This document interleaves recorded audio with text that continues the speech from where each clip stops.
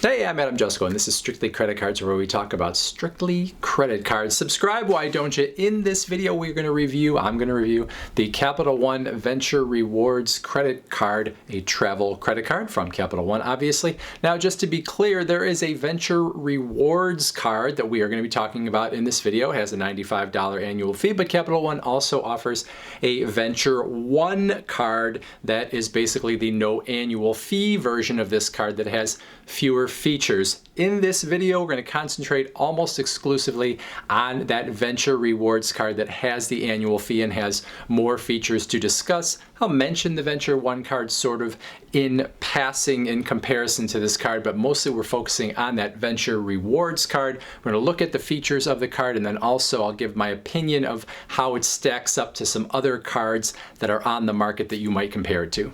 All right, Capital One Venture Rewards, $95 annual fee. Like I said, let's talk about what those rewards actually are. You will earn 2 miles per dollar on every purchase you make with this card, except for a couple places where you can get 5 miles per dollar. You can get the 5 miles per dollar on purchases of hotel stays and car rentals. If you use the Capital One travel portal, as I make this video, you can also get 5 miles per dollar on Uber Eats purchases, and that goes through January of 2021, and I will tell you in a moment why I put miles in quotation marks when I talk about this. Now, there is a bonus opportunity on this card where you could also earn 50,000 miles if you spend at least $3,000 with the card in the first 3 months of having it.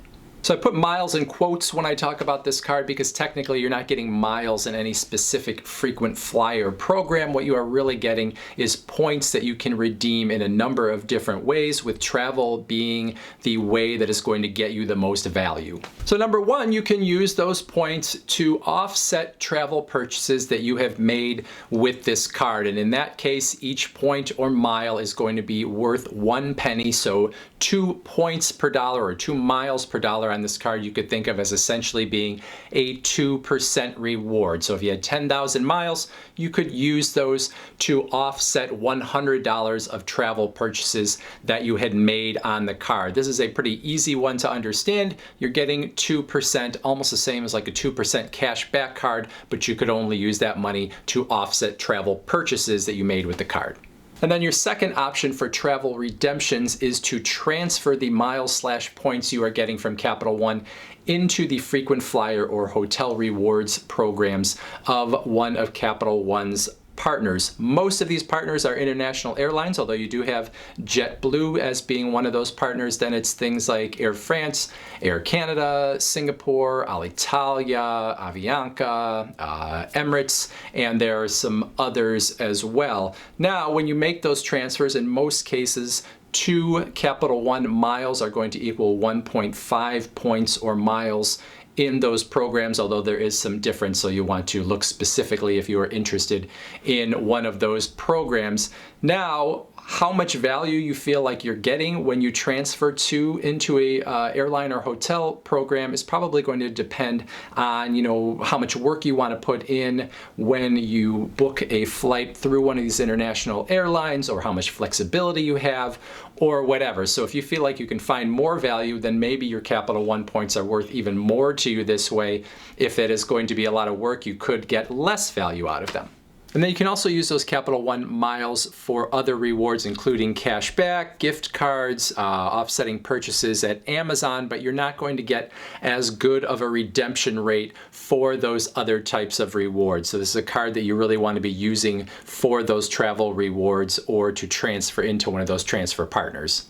And then I should also mention that as I make this video, Capital One has been looking for other ways to allow you to redeem those miles, since travel is limited here in 2020. So for now, you can also redeem toward streaming services, food takeout or delivery, or wireless services at that same 1 mile equals 1 penny rate, meaning, for example, you could take 10,000 miles and use them to offset $100 of purchases in wireless services or those others. All right, other features worth mentioning: there's an up to $100 credit that can be used once every 4 years for your application for global entry or TSA PreCheck, the programs that help you get through airports quicker.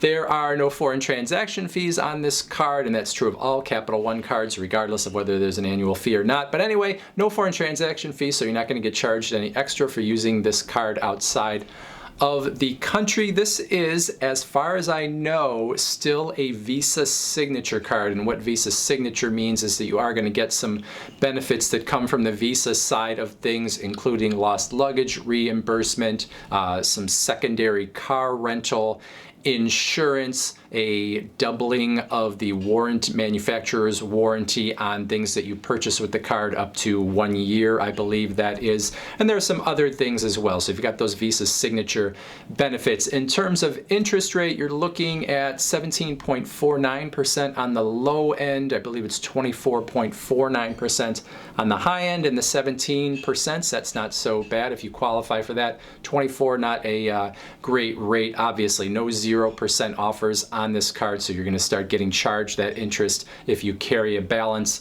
from the beginning of having the card.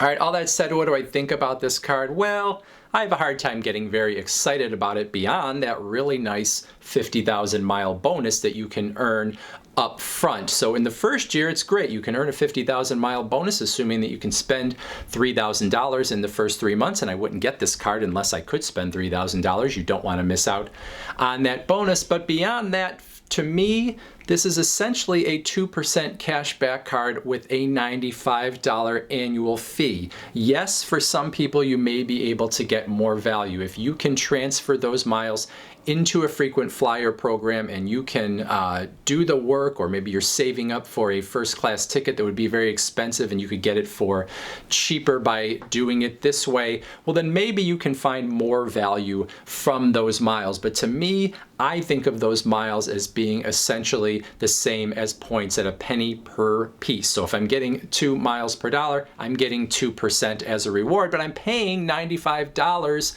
to get it. Now, even if I took that TSA pre or global entry benefit and said, okay, well that's up to $25 per year if I take $100 and I slice it over 4 years, because you can only get that benefit once every 4 years. I get a $95 annual fee. Maybe I can slice $25 off of it and think of this as a $70 annual fee card, but I'm still paying $70 to, for most people, probably getting a 2% reward, which means I would have to spend $3,500 in a year with this card just to offset what I have paid to get it. So after that first year, why would I want to pay that much for a card when I could just go and get myself a 2% cashback card? There are multiple cards like that on the market: Citi Double Cash, PayPal Cashback, MasterCard, Fidelity Visa.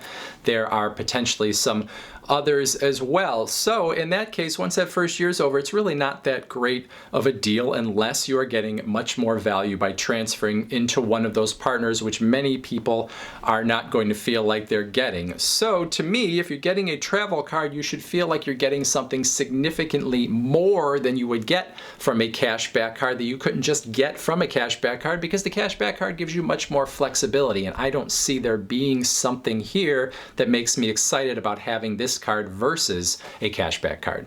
Now, I understand you might not qualify for one of those 2% cashback cards. However, there are many 1.5% cashback cards on the market as well, and I think you'd even probably do better with one of those because of the fact that this card, unless you were really spending a lot on it, after the first year, you wouldn't really do all that well. Say you put $10,000 of purchases onto this card, you earned 20,000 points, the equivalent of $200 worth of travel.